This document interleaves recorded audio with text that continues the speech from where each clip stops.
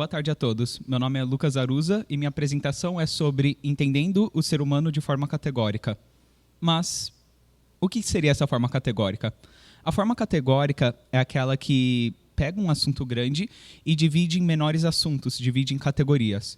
Por exemplo, para o ser humano, nós podemos dividi-lo em 3 categorias. A primeira categoria é a categoria da aparência, aquela que se refere a como nós vemos a pessoa e como ela aparenta para nós. Esse fator ele pode ser isolado dos outros quando, por exemplo, você tem uma pessoa que você não sabe nada sobre, não sabe o nome, nem nada, apenas a reconhece visualmente. E isso estabelece um vínculo onde você reconhece a existência dessa pessoa apenas uma condição visual. A segunda categoria é a categoria social, aquela que determina a nomenclatura e as relações que a pessoa tem. A relação de pai, de filho, de irmão, de irmã e de amigo. Quando, por exemplo, eu digo um lutador, você pensaria, por exemplo, em alguém que é forte, alguém que é ágil, alguém que sabe lutar. E essas qualidades são inatas ao título. E que você presume essas qualidades apenas baseado no título, assim isolando também esse fator dos outros. O terceiro é o comportamental. O comportamental é aquele que trata de como a pessoa reage e interage com o mundo. Como que ela dança, como que ela pinta, como que ela se expressa. Essa é um dos mais difíceis de isolar. No entanto, existe um bom exemplo que é do artista Banksy. Banksy é um artista de rua que ninguém sabe seu nome, nem sua aparência. No entanto, a arte dele é tão famosa e tão única que quando as pessoas veem, reconhecem que foi ele que fez, mesmo sem saber quem é ele. Retomando agora a condição visual, existe um fator importante a ser comentado, que é o da mudança. O ser humano muda, ele envelhece e assim a sua aparência muda ao longo do tempo. Esse fator remete a um antigo paradoxo do barco de Teseu. O que é esse paradoxo? O paradoxo do barco de Teseu é um que trata da história do barco de Teseu, obviamente, e que é um barco que, ao longo das viagens, sofre mudanças, perde peças e ganha novas também. E chegou um ponto, então, que nenhuma das peças originais na construção do barco estava mais nele. O barco mudou por completo e, visualmente, ele não era o mesmo. No entanto, a pergunta que surgiu era se ele continuava sendo o mesmo barco, se ele continuava sendo o barco de Teseu.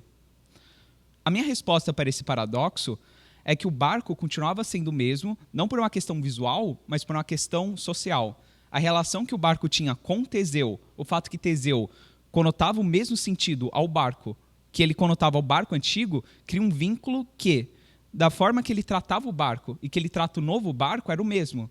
E assim ele é tido como o mesmo. Essa condição, retomando ao aspecto do envelhecimento, pode ser tomado em como o bebê, quando ele envelhece, mesmo que ele mude de aparência, ele ainda é tratado da mesma forma e assim é tido da mesma forma.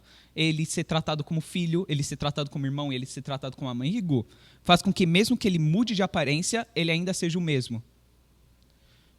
Essas qualidades, quando elas entram em junção, elas formam um ser humano. No entanto, essas não só cabem ao ser humano, elas cabem também a ideias e objetos. Pegue, por exemplo, uma pintura, como a Mona Lisa. Quando você olha para a pintura, você entende que alguém a fez. Você pode saber que foi Leonardo da Vinci, ou você também pode não saber. Mas, no entanto, quando você pensa em um artista, você também pensa na sua capacidade de criar.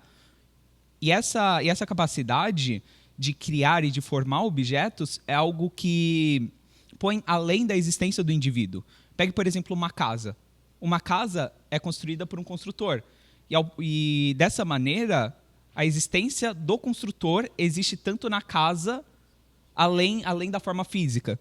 Então, por exemplo, a capacidade do construtor de criar e a construção que ele fez prolonga a existência dele além da sua própria existência física, assim por dizer.